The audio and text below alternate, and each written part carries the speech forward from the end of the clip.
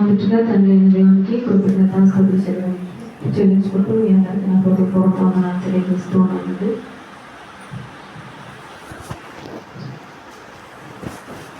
వాక్యదానంలో వలన రాజుల మొదటి గ్రంథము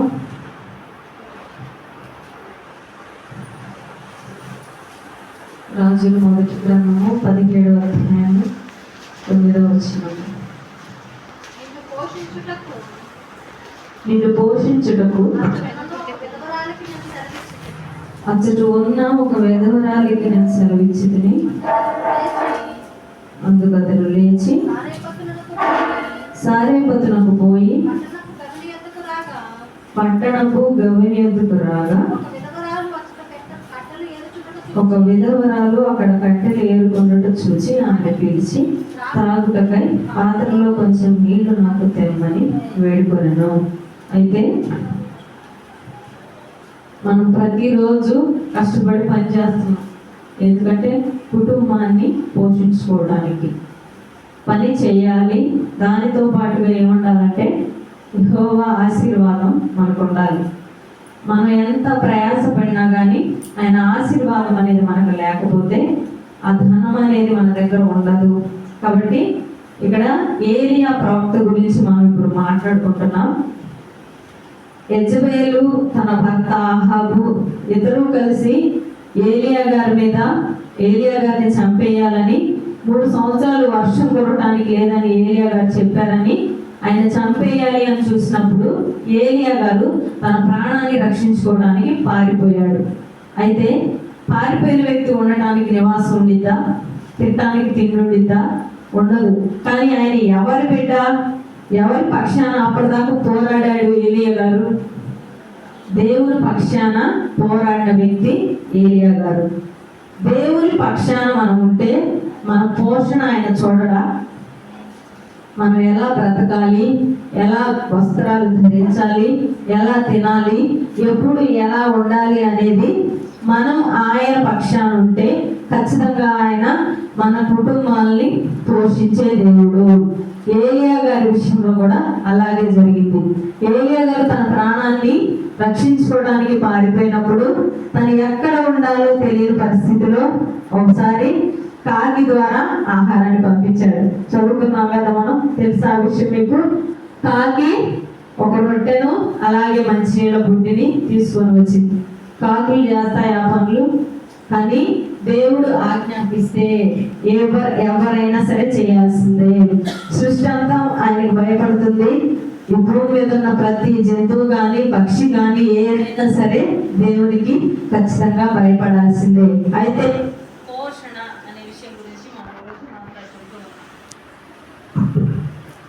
ఒక వ్యక్తి పోషించబడాలి అని అనేక రకాలైన పనులు చేస్తూ ఉన్నాడు. మనం అనుకున్న మన ఆలోచన ప్రకారమే మనం పని చేస్తేనే బ్రతుకుతామని మనం అనుకుంటున్నాం. అయితే దేవుని ఆశీర్వాదం ఉంటేనే ఖచ్చితంగా ఒక మనిషి ఈ భూమి మీద పోషించగలడు, పోషింపబడతాడు. అయితే చూద్దాం, ఇక్కడ మనం 1వ రాజుల గ్రంథము 17వ అధ్యాయము 18వ వచనము.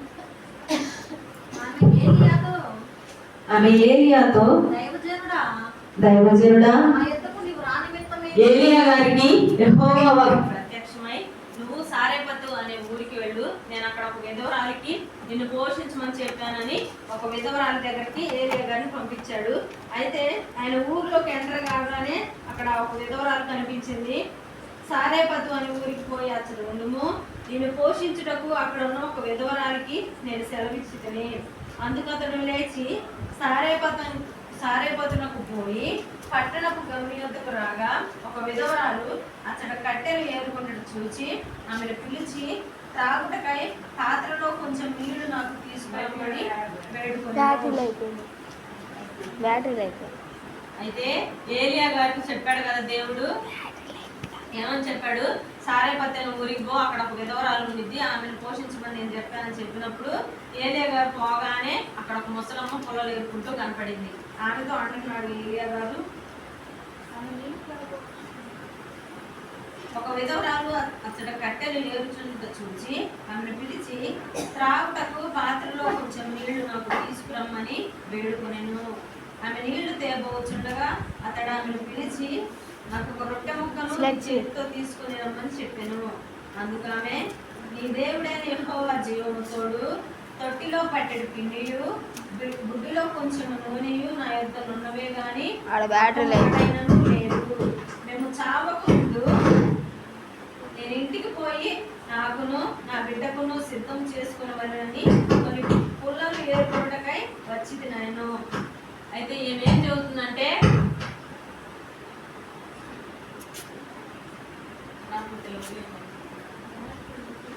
అది రెడ్లో పడ్డది. సారేపతం ఊరికి పోతే అక్కడ ఒక విధవరాలు ఏలియా గారికి పోగానే కనపడింది. ఆమెను అడిగాడు ఏలియా గారు, మంచినీళ్ళు కాస్త ఇవ్వమ్మా అంటే మంచినీళ్ళు తెచ్చిచ్చింది. అలాగే మరలా అంటున్నాడు, ఆమె నీళ్లు తేబోచుండగా అతడు ఆమెను పిలిచి, నాకు ఒక రొట్టె ముక్కను నీ చేతితో తీసుకొని రమ్మని చెప్పాను. అందుకమే, నీ దేవుడైన యెహోవా జీవము తోడు, తొట్టిలో పట్టెడు పిండియు గుడ్డిలో కొంచెం నూనెయు నా యొద్ద నుండవే గాని అప్పం ఒకటైనను లేదు. మేము చావక ముందు నేను ఇంటికి పోయి వాటిని నాకును నా బిడ్డకును సిద్ధం చేసుకునేవాళ్ళని కొన్ని పుల్లలు ఏర్పడటకై వచ్చి తిని. ఏలియా గారు అడుగుతున్నాడు, నాకు ఒక రొట్టె ముక్క కావాలమ్మా అని అడుగుతున్నాడు. అక్కడ ఉన్న విధవరాలిని ముసలమ్మని అడుగుతుంటే ఆమె అంటది, నా దగ్గర పట్టెడు పిండి కొంచెం నూనె, బుడ్డిలో కొంచెం నూనె మాత్రమే ఉన్నది. ఇది నేను ఇంటికి వెళ్ళి ఏం చేయాలి? నేను నా బిడ్డ ఇద్దరము చావక ముందు. అందుకు ఆమె, నీ దేవుడైన యెహోవా జీవము తోడు, తొట్టిలో పట్టెడు పిండియు బుడ్డిలో కొంచెం నూనెయు నా యొద్ద నున్నవే గాని అప్పం ఒకటైనను లేదు. మేము చావక ముందు నేను ఇంటికి పోయి వాటిని నాకును నా బిడ్డకును సిద్ధము చేసుకునేవాళ్ళని కొన్ని పుల్లలు ఏర్పడటకై వచ్చి తిని.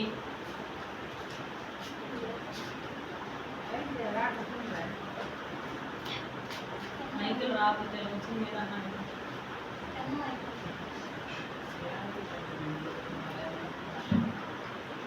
పనికి ఎక్స్పీరియన్స్ రాలేదు, ఇంకా రాలేదు. విధవరాలిని ఏలియా గారు అడిగారు ఏమనంటే, కొంచెం మంచినీళ్ళు అలాగే ఒక చిన్న రొట్టె ముక్క నాకు తీసుకురా అని చెప్పినప్పుడు ఆమె ఏమంటుందంటే, నా దగ్గర పట్టెడు పిండి అంటే ఒక గుప్పెడు పిండి అలాగే కొంచెం నూనె మాత్రమే ఉందయ్యా. ఇది నేను నా బిడ్డ ఇద్దరం కలిసి చెరువు అప్పం చేసుకొని తిని మేము చనిపోక ముందు ఇవి తిని చనిపోదాం అనుకున్నా, ఇంకా మా దగ్గర ఏమీ లేదు అని ఆమె చెబుతూ ఉంది. అయితే దైవజనుడు అంటున్నాడు ఆమె, అందుకామె, నీ దేవుడైన యెహోవా జీవము తోడు, తొట్టిలో పట్టెడు పిండియు బుడ్డిలో కొంచెం నూనెయు నా యొద్ద నున్నవే గాని అప్పం ఒకటైనను లేదు.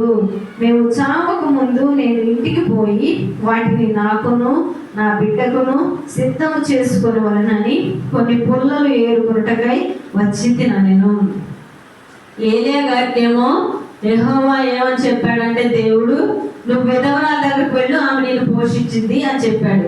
ఇక్కడికి వచ్చినాక ఆమె ఏమంటుంది, నా దగ్గర గుప్పెడు పిండి అంటే ఒక పిడికడే ఉందయ్యా, కొంచెం నూనె ఉంది, దీనితో ఎవరెవరికి చేయాలి? నాకు నా బిడ్డకి ఒక గుప్పెడు పిండితో చేసిన రొట్టెలు ఇద్దరు మనుషులు తినాలంట.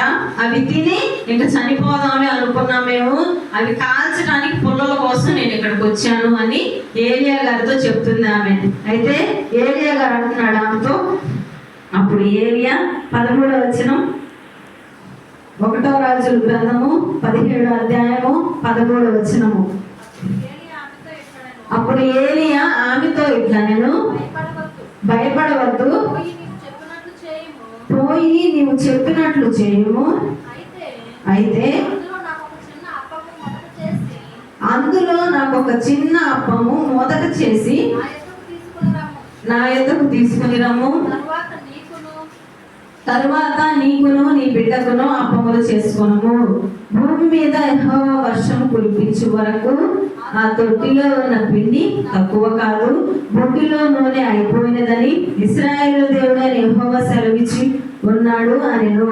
అయితే గుప్పెడు పిండి అలాగే కొంచెం నూనె, ఈ రెండింటితో 2 అప్పాలు చేసి ఒక తల్లి బిడ్డ ఇద్దరు తిని చనిపోదాం అనుకున్నప్పుడు మధ్యలో ఎవరు వచ్చాడు? దైవజనుడు వచ్చి నాకు చిన్న అప్పం చేసి పెట్టు, మొదట చేసి పెట్టమని అడుగుతున్నాడు. ఫస్ట్ నాకు చిన్న అప్పం పెట్టు, తర్వాత మీ ఇద్దరు తినవచ్చు.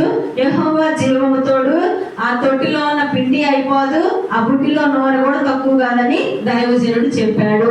ఇప్పుడు ఆ విధవరాలి స్థానంలో మీరుంటే మీరు అలానే చేసిస్తారా? ఆ విధవరాలి స్థానంలో నేనున్నా, లేకపోతే మీరున్నా, దేవుని పనికి ఇది మొదట ఇప్పుడు ఆ విధవరాలిది ఉన్న పరిస్థితి లేని పరిస్థితి, కడు పేద పరిస్థితి. పేద పరిస్థితిలో కూడా మామూలు పేద పరిస్థితి కాదు, కడు పేద పరిస్థితి. ఎందుకంటే తినడానికి ఆహారం లేని పరిస్థితి అంటే ఎంత పేద పరిస్థితి అది.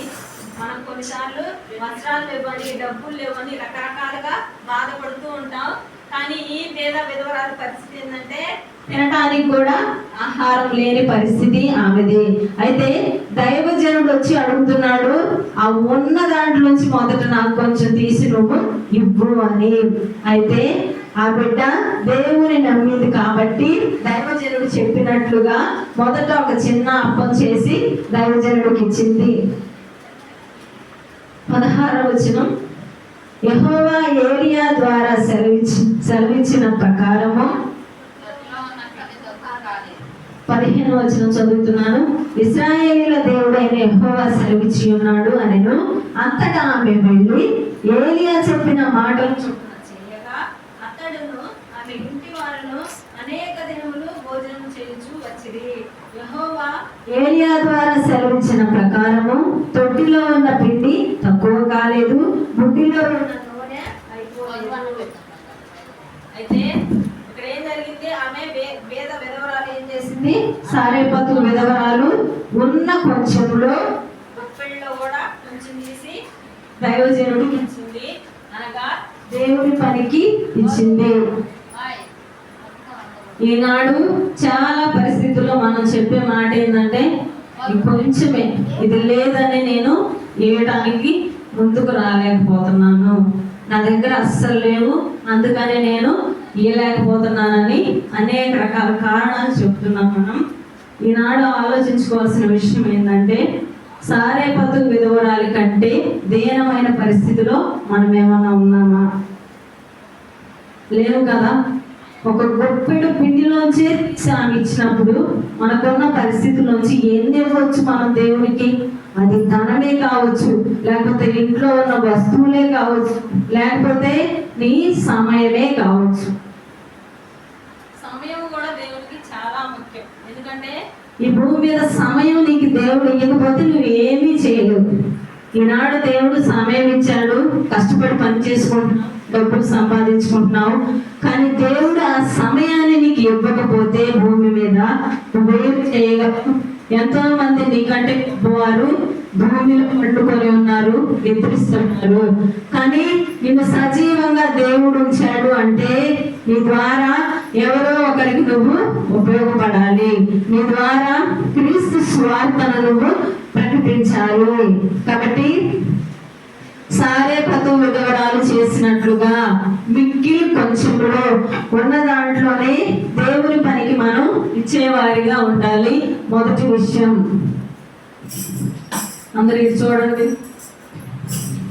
సారేపతు విధవరాలు ఇచ్చినట్లుగా కొంచెంలోనే మొదటి తీసి దేవునికి ఇచ్చే వారంగా మనం ఉండాలి. ఒకటి ఆమె ఇచ్చింది. ఈనాడు దైవజనులు చెప్తూనే ఉన్నారు, ఆనాడు ఏలియా గారు చెప్పారు ఆమె ఇచ్చింది, ఈనాడు దైవ సేవకులు చెప్తూనే ఉన్నారు దేవుని పనికి ఇవ్వమని. మీరు ఇస్తున్నారో ఇవ్వట్లేదో ఒకసారి మీరే ఆలోచించుకోండి. ఏ పరిస్థితుల్లో ఇచ్చిందామంటే కడు పేద పరిస్థితుల్లో కూడా దేవునికి మొదటి స్థానం ఇచ్చింది. దేవుని మాట అంటే దైవజనులు చెప్పిన మాట అంటే వెంటనే చేసింది. నేను నా బిడ్డ ఇద్దరం కొంచెమే ఉంది మా దగ్గర, తిని మేము చనిపోతాం అనే పరిస్థితిలో కూడా ఆమె ఇచ్చిందంటే ఎంత విశ్వాసం ఉంది ఆమెకి దేవుని మీద. మనం ఇవ్వము ఆ పరిస్థితుల్లో, ఎందుకంటే మనకి అపనమ్మకం. ఇది అయిపోతే నేను ఎట్లా, ఇది అయిపోతే నా బిడ్డలు ఎట్లా అని ఆలోచిస్తామే.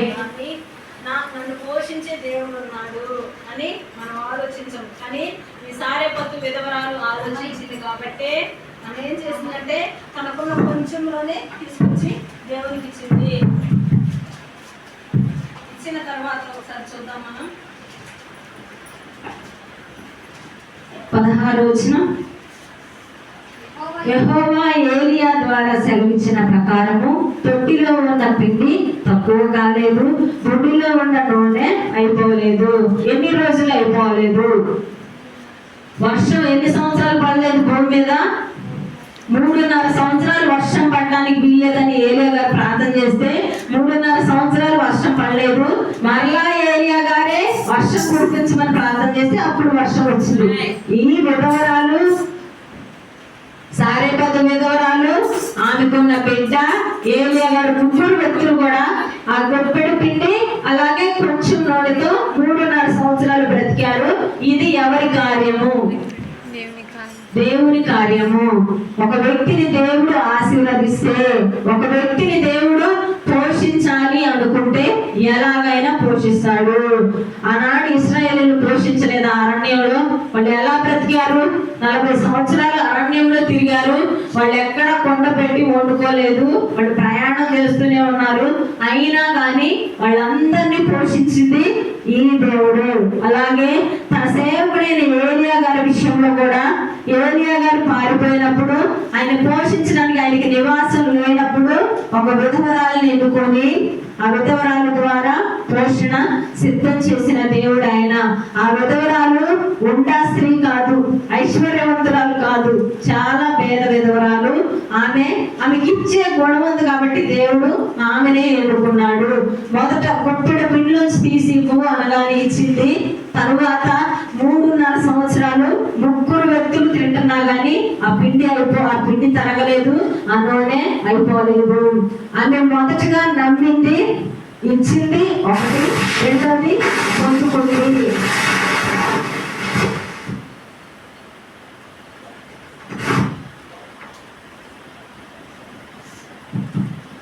ఒకటేమో మొదట ఇచ్చింది, రెండోదేమో పొందుకుంది.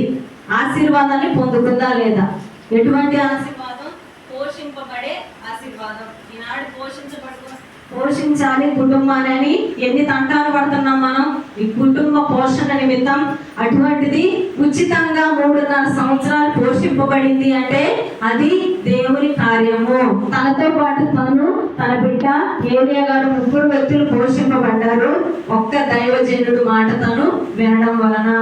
ఈనాడు మనం సేవకులు ఎన్నో సార్లు చెప్తారు, నీకు ఏ పరిస్థితుల్లోనే సరే నువ్వు దేవునికి ఇచ్చి చూడు, ఆయన నీకు ఇస్తాడు అని అనేక సార్లు మనం వింటూనే ఉంటాం. కానీ మనకు భయం, మన కుటుంబం ఏమైపోయింది, బిడ్డలు ఎలా ఉంటారు అనే భయంతో మనం ఇవ్వటానికి లేని పరిస్థితిలో, ఉన్న పరిస్థితిలో కాదు, లేని పరిస్థితిలో ఇవ్వటానికి మనం చాలా భయపడుతున్నాం.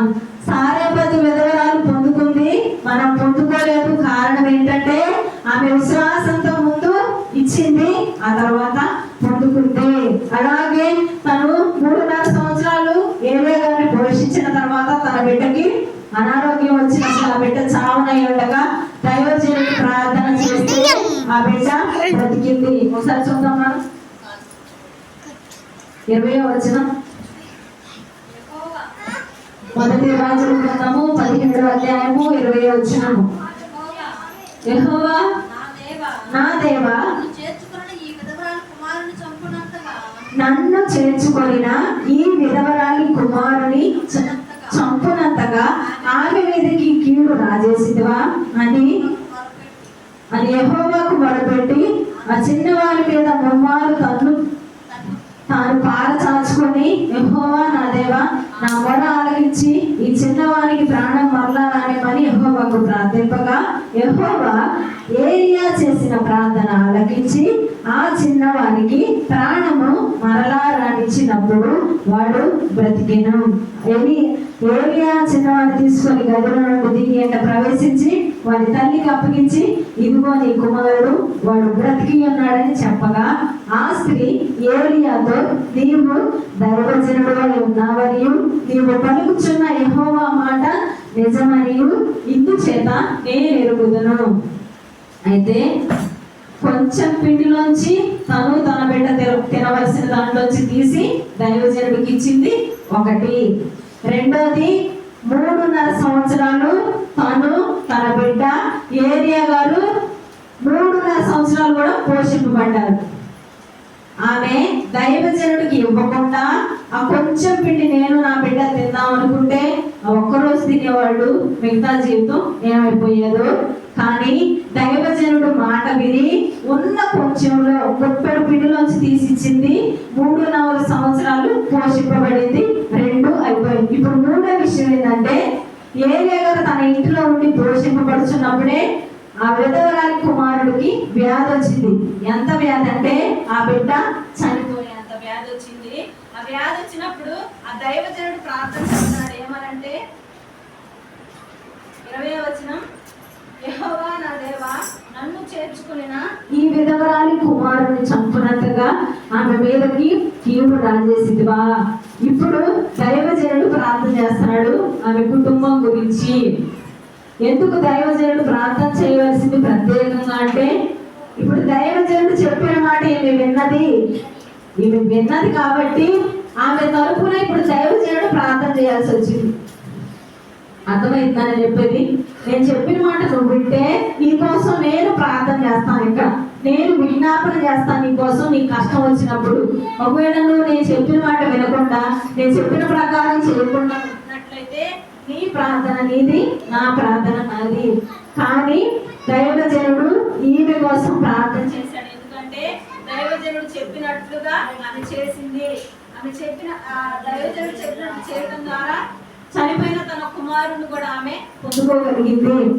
ఒకవేళ ఆ విధవరాలు ప్రార్థన చేసినా కానీ జరిగేదో జరగదో మనకైతే తెలియదు, కానీ ఆమె పక్షాన దైవజనుడు ప్రార్థించాడు. ఎందుకు ఏలియా గారు ఆమె కోసం ప్రార్థించాడంటే, ఆమె 3.5 సంవత్సరాలు సేవ చేసింది ఏలియా గారికి. ఎవరి ఆజ్ఞ ప్రకారం చేసిందంటే, దేవుడు ఏలియా గారిని ఆ విధవరాల దగ్గరకు వెళ్ళని పంపించాడు. అయినా కానీ ఆమె కూడా దేవుడి సేవ చేయాలని ఆశ ఉంది కాబట్టి చేయగలిగింది. అంతేనా? మనకు ఆలోచించుకునే శక్తి ఇచ్చాడు దేవుడు. సేవకులు ఎన్నోసార్లు చెప్తారు, మీకు లేని పరిస్థితులు కూడా ఇవ్వండి అని సేవకులు చెప్తూనే ఉంటారు. కానీ ఇవ్వాలా వద్దా అనేది మన ఇష్టం. అంతేనా కదా? చాలా సార్లు మనం ఏమనుకుంటామంటే, మనకు ఉన్నప్పుడు ఇస్తున్నాంగా, లేనప్పుడు ఏమైందిలే దేవుడికి తెలియదా నా పరిస్థితి ఏందో అనుకుంటారు మీరు. కానీ వాక్యం ఏమంటుందంటే, ఇక్కడ సారేపతు విధవరాల్ని మీకు ఒక ఉదాహరణగా చూపిస్తుంది ఈరోజు వాక్యం. ఎందుకంటే ఆమె దగ్గర ఎంత పిండి ఉంది? ఏలియా గారు వచ్చినప్పుడు గుప్పెడు పిండి ఉంది, కొంచెం నూనె ఉంది. ఆ గుప్పెడు పిండి తను తన బిడ్డ 2 అప్పాలు చేసుకొని తిని చనిపోదాం అనుకున్నప్పుడు ఏలియా అనే ప్రవక్త అక్కడికి వచ్చి ఆ పిండిలోంచి మొదట నాకు ఒక అప్పం చేసి ఇవ్వు అని ఆమెకి చెప్పాడు. దైవజనుడు మాట ఆమె వినింది. విన్న వెంటనే కొంచెం ఉన్నప్పుడు ఈట మనకి చాలా కష్టమైన పరిస్థితి అయినప్పటికీ మొదట దైవజనుడికి ఒక అప్పం చేసి ఆమె ఇచ్చింది. దైవజనుడు చెప్పినట్లు 3.5 సంవత్సరాలు భూమి మీద వర్షం పడకుండా అందరికి కరువు వస్తే ఏలియా గారు అలాగే ఆయనకు అప్పం చేసిన ఈ విధవరాలు ఆమె కుమారుడు ముగ్గురు కూడా 3.5 సంవత్సరాలు పోషింపబడ్డారు. ఎందుకు పోషింపబడ్డారు అంటే, ఆమె దైవ సేవకుని మాట విన్నది, దేవునికి లోబడింది. యెహోవా పోషించే దేవుడు. యెహోవా ఆశీర్వాదం ఐశ్వర్యం ఇచ్చును, నరుల కష్టం చేత అది ఎక్కువ కాదు అని దేవుని వాక్యం సెలవుస్తా ఉంది.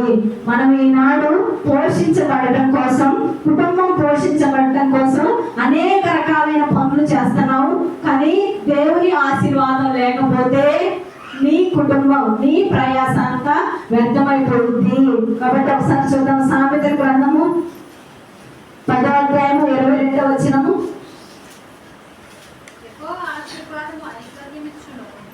యెహోవా ఆశీర్వాదము ఐశ్వర్యం ఇచ్చును, నరుల కష్టము చేత ఆశీర్వాదము ఎక్కువ కాదు. దయచేసి నిద్రపోవద్దు, 10 నిమిషాల్లో ముగించేస్తా. యెహోవా ఆశీర్వాదము ఐశ్వర్యం ఇచ్చును, నరుల కష్టం చేత అది ఎక్కువ కాదు. అర్థమైందా మీకు ఈ మాట? యెహోవా ఆశీర్వదిస్తే ఐశ్వర్యం మన దగ్గరకు వచ్చిందంట. నరుల కష్టం చేత అది ఎక్కువ కాదు. నేను కష్టపడతానా, నేను పని చేస్తున్నా, నేను నా కుటుంబం నా భర్త మేమందరం పని చేస్తే ఐశ్వర్యవంతులు అయిపోతామని నీ ఆలోచనకి ఇక్కడ చెప్తుంది ఏంటంటే యెహోవా ఆశీర్వాదము ఐశ్వర్యం ఇచ్చును, నరుల కష్టము చేత అది ఎక్కువ కాదు. నువ్వెంతైనా కష్టపడు, ఎంతైనా ప్రయాసపడు, దేవుని ఆశీర్వాదము నీకు లేకపోతే నువ్వు చేసేదంతా వృధా అయిపోతుందని దేవుడు వాక్యం సెలవిస్తా ఉంది. పోషణ నిమిత్తం చేసే పనుల్లో ఒకవేళ మనం సాక్ష్యాన్ని కోల్పోతున్నామేమో ఒకసారి గుర్తు చేసుకోండి. ఎందుకంటే యెహోవా పోషించాలి అనుకుంటే పేద విధవరాలు సారేపతు విధవరాలు పనికి వెళ్ళకపోయినా కానీ పోషించబడింది, ఆమెను అలా ఆశీర్వదించాడు దేవుడు. అలాగే ఇశ్రాయేలీయులు 40 సంవత్సరాలు అరణ్యంలో నడిచారు, వాళ్ళు ఏ పని చేయలేదు, ఎక్కడా కొండ పెట్టి వండుకోలేదు, వాళ్ళు యెహోవా చేత పోషింపబడ్డారు. ఈనాడు పోషణ నిమిత్తం అనేకమైన కార్యాలు చేస్తున్నావు, ఒక్కసారి దేవుని వైపు చూసావా? దేవుణ్ణి అడిగావా?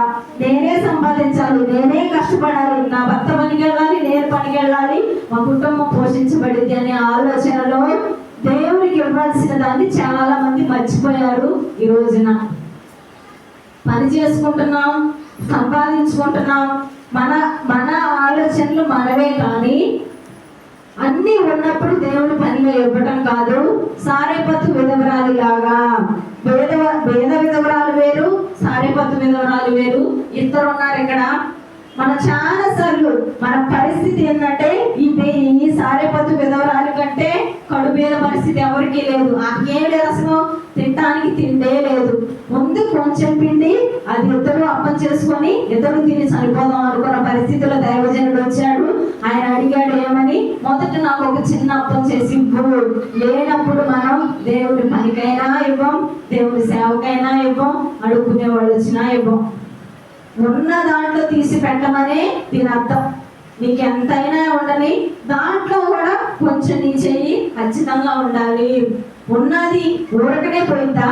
సారేపతు విధవరాలు ఇచ్చింది, మేలు పొందుకోలేదా దేవుడి దగ్గర నుంచి? 3.5 సంవత్సరాలు అందరూ కరువులో అలవటిస్తుంటే ఈ విధవరాలు మాత్రం పోషింపబడింది. కడుపు నిండా తిన్నా కానీ ఆ గుడిలో ఉన్న పిండి తక్కువ కాలేదంట, నూనె తక్కువ కాలేదంట. అలాగూ విశ్వసించిన ఆమె దేవుణ్ణి. ఈనాడు నువ్వు ఆలోచిస్తున్నావా? అసలు దేవుని సంగతి ఆలోచిస్తున్నావా?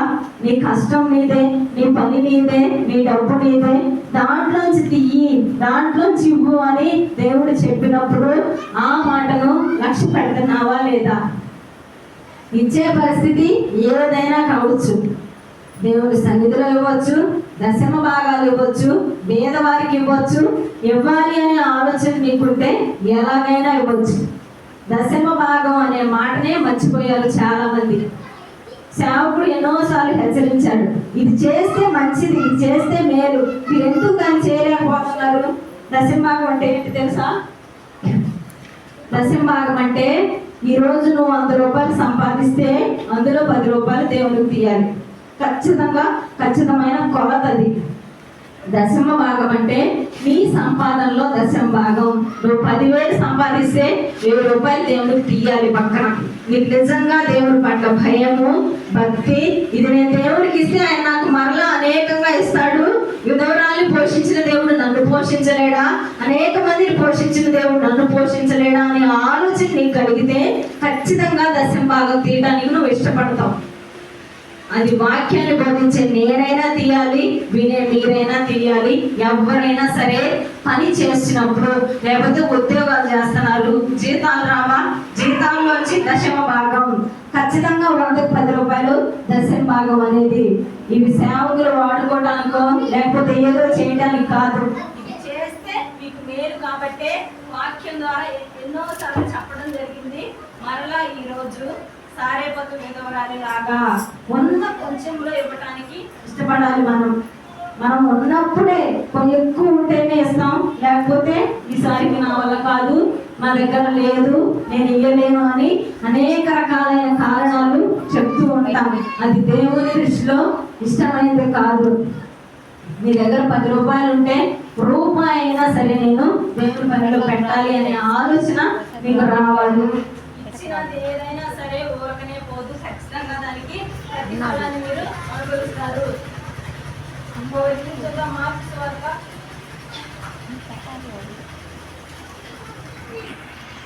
మార్కు సువార్త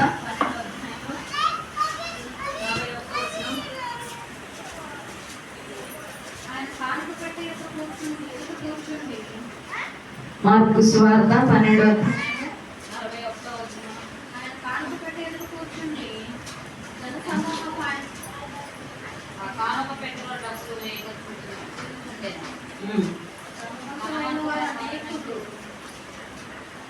ధనవంతులైన అందులో విశేషముగా సొమ్ము వేయుచుండిరి. ఒక బీద విధవరాలు వచ్చి 2 కాసులు వేయగా ఆయన తన శిష్యులను పిలిచి కానుకల పెట్టెలో డబ్బులు వేసిన వారందరికంటే ఈ విధవరాలు ఎక్కువ వేసినదని మీతో నిశ్చయముగా చెప్పుచున్నాను. వారందరూ తమకు కలిగిన సమృద్ధిలో నుంచి వేసిరి గాని ఈమె తన లేమిలో తనకు కలిగినదంతయు అనగా తన జీవమంతయు వేసినని చెప్పాను. బీద విధవరాల గురించి చాలా సార్లు విన్నాం మనం. బీద విధవరాలి గొప్పతనం ఏంటి అసలు? తన సమృద్ధిలోంచి ఇవ్వలేదామె, తనకున్న లేని పరిస్థితిలోంచి తీసిచ్చింది. ఇది ఎవరికి నచ్చింది? ఇక్కడ మాట్లాడేది ఎవరో తెలుసా? యేసుక్రీస్తు వారు మాట్లాడుతున్నాడు. ఏమనంటే అక్కడ చందాలు వేసేటప్పుడు ధనవంతులు వచ్చారు, పెద్ద పెద్ద కట్టలు తీసి సందా సంచిలో వేశారు. కానీ ఒక పేద విధవరాలు వచ్చింది, 2 కాసులు మాత్రమే వేసింది. యేసుక్రీస్తు వారు నిలబడి చూస్తూ ఉన్నాడు. ఆ వేసిన పెద్ద పెద్ద కట్టల వాళ్ళ కంటే కూడా ఈ పేద విధవరాలే గొప్పగా వేసింది, ఈమె ఎక్కువ వేసిందని యేసుక్రీస్తు వారు అన్నాడు. ఎందుకు అన్నాడు అంటే వాళ్ళందరూ తన దగ్గర ఉన్న డబ్బులు, అంటే వాళ్ళకి ఎక్కువ ధనం ఉంది, ఆ ధనంలోంచి తీసిచ్చారు. కానీ ఈ విధవరాలు ఉన్నదంతా ఇచ్చిందంట. ఉన్న 2 కాసులు వాటిని తీసి దేవుని పరిచర్యకి ఇచ్చింది. మరి తర్వాత ఆమె పోషణ ఏంది? ఎవరు చూసుకోవాలి? ఎవరు నమ్మింది ఆమె? దేవుడు నమ్మింది, ఆయనే పోషిస్తాడు. పోషించే దేవుడు ఆయన. ఏలియా గారు ఎక్కడో అరణ్యంలో పారిపోయిన వ్యక్తి, సారెపతు అనే ఊరిలో చివరున్న వ్యక్తి ఈ విధవరాలు. వాళ్ళిద్దరిని దేవుడు కలిపి ఆ ఏలియా గారిని పోషించడానికి ఈ సారెపతు విధవరాల్ని దేవుడు ఎన్నుకున్నాడు. అలాగే నిన్ను పోషించాలి అనుకుంటే నీ తండ్రి ఎలాగైనా పోషించగలడు. ఆకాశ పక్షులను చూడండి, అవి విత్తవు, కోయవు, కొట్లలో కూర్చుకొనవు. పరలోకపు తండ్రి వాటన్నిటిని పోషిస్తున్నాడు కదా, మీరు వాటికంటే శ్రేష్ఠుడు కారా అని దేవుడు వాక్యం సెలవిస్తా ఉంది. మనకు వాక్యం అంతా తెలుసు, కానీ వాక్యానుసారంగా బ్రతకడమే తెలియదు.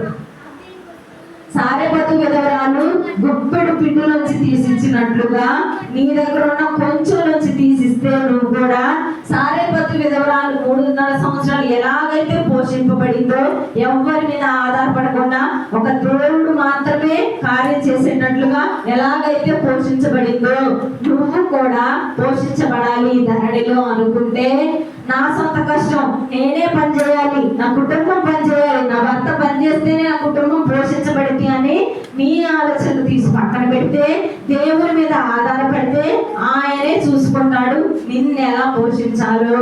కానీ మనం ఆయనకు అప్పగించుకోవటం తీసి పక్కన పెట్టి, నేను కష్టపడాలి, పని చేయాలి, నేను చేస్తేనే ఐశ్వర్యం వచ్చింది, నేను చేస్తేనే ఎక్కువ డబ్బులు సమకూడతాయని నీ ఆలోచన నువ్వు ఆలోచిస్తున్నావు. కానీ సామెతల గ్రంథము 10వ అధ్యాయం 22వ వచనంలో దేవుని వాక్యం సెలవిస్తా ఉంది. ఏమనంటే యెహోవా ఆశీర్వాదము ఐశ్వర్యం ఇచ్చును, నరుల కష్టము చేత అది ఎక్కువ కాదు.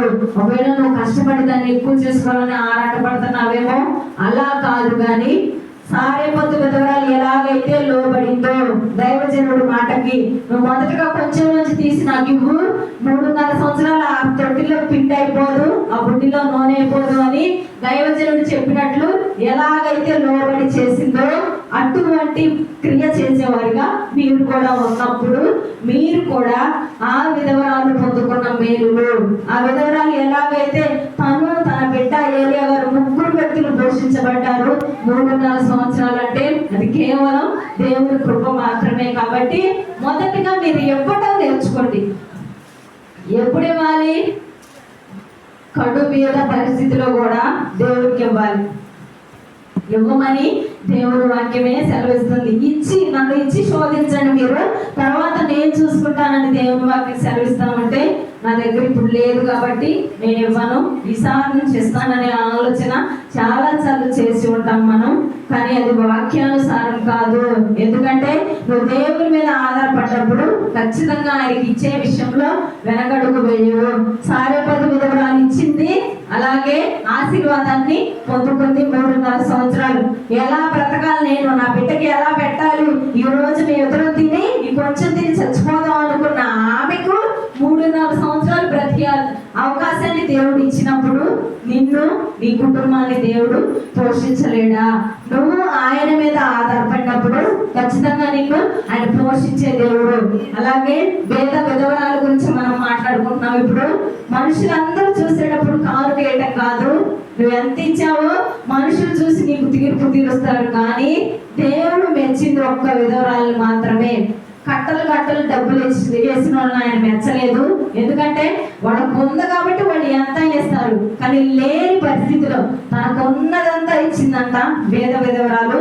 ఆమె దేవుని దృష్టికి నచ్చింది. ఈనాడు మనం చేసే భక్తి మనుషులను సంతోష పెట్టేదా, లేకపోతే దేవుడిని సంతోష పెట్టేదా? దేవుడికి ఇచ్చేదా, లేకపోతే మనమే దగ్గర ఉంచుకొని దాంట్లో ఏ సుఖం లేకుండా, ఎటువంటి సంతోషం లేకుండా, దశల భాగాలు ఇవ్వకుండా, దేవుడికి ఇవ్వకుండా, లేమిలో ఇవ్వకుండా మనకి ఇష్టమైతే ఇస్తాం, లేకపోతే మన దగ్గర ఉంటే ఇస్తాం, లేకపోతే అసలు ఆ విషయం గురించే మనం పట్టించుకోం.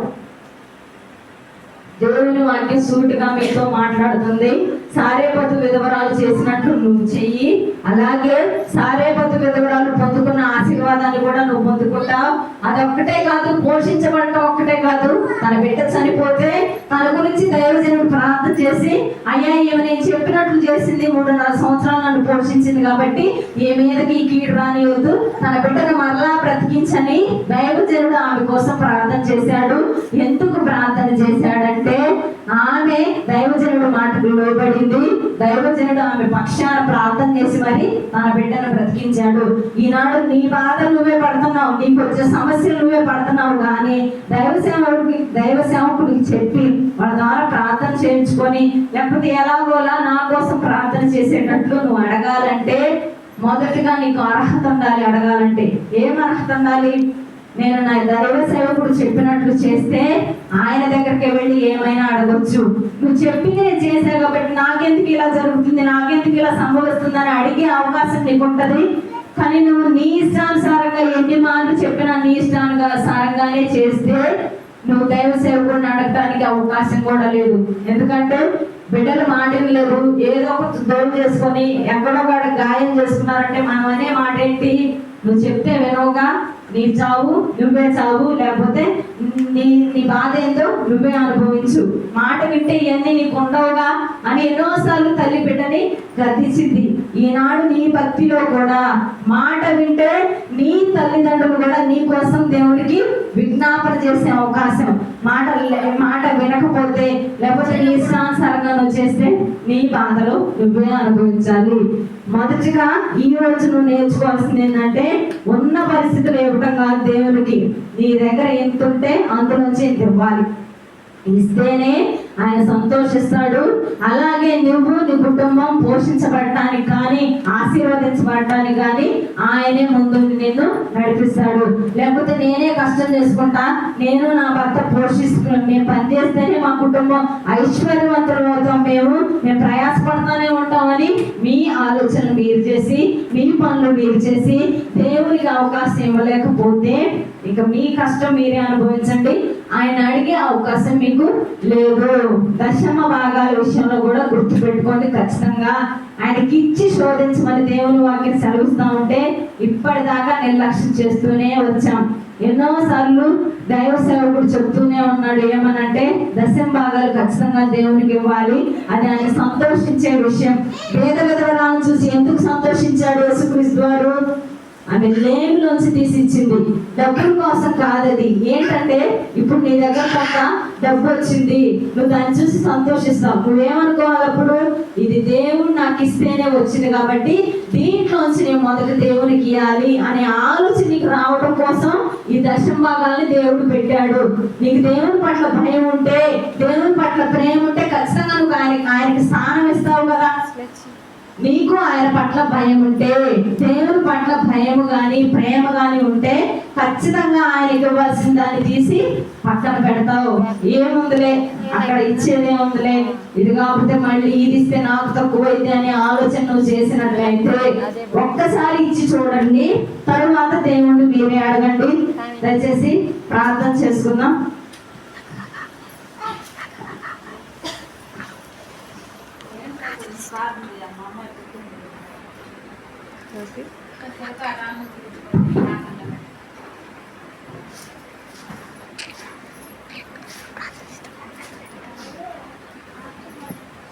దయచేసి అందరూ ప్రార్థనలు ఏకీభవించండి.